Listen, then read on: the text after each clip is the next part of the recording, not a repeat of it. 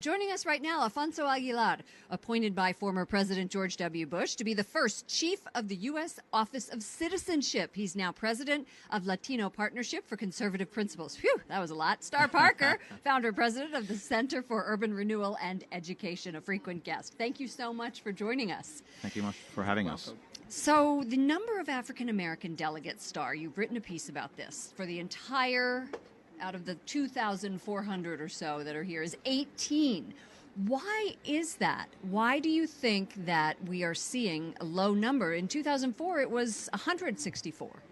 Well, in 2004, there was, and up until that time, a lot of work was done within the Republican Party to reach out to the black community, go inside and say that our values are your values.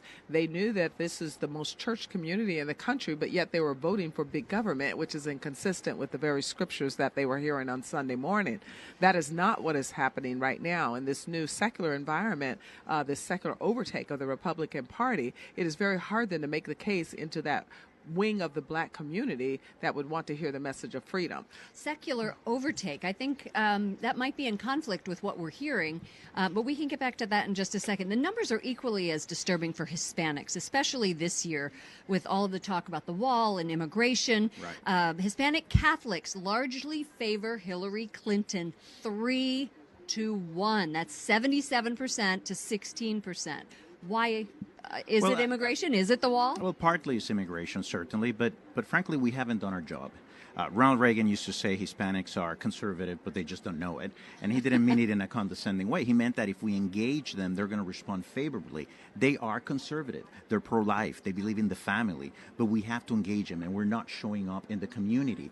If we tell them what Hillary Clinton stands for, that she wants to do away with restrictions to federal funding to Planned Parenthood, an organization that's targeting Latinos, 22% of all abortions today are performed on Latina women. Latina women are victims of democratic policies. They will respond, but we have to engage them. And hopefully we'll have time to make that case. You know, Hillary Clinton has a 19% lead among Catholics who attend Mass weekly, Star. I know you're converting.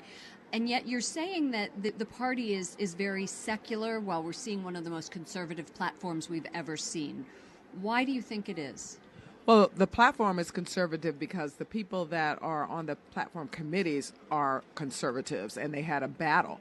When you think about the leadership of the Republican Party right now with the Trump nomination, it is secular. So as Alfonso is saying, we are going to have to make a special case on issues. We are going to have to make sure that these minority communities understand what is at stake when they vote for liberals, not just the Supreme Court, but to entrench abortion. The Catholics need to understand this. When you say you are pro-life and you look at numbers, for instance, in 2005, black abortion numbers were 684,000 in that 1 year alone.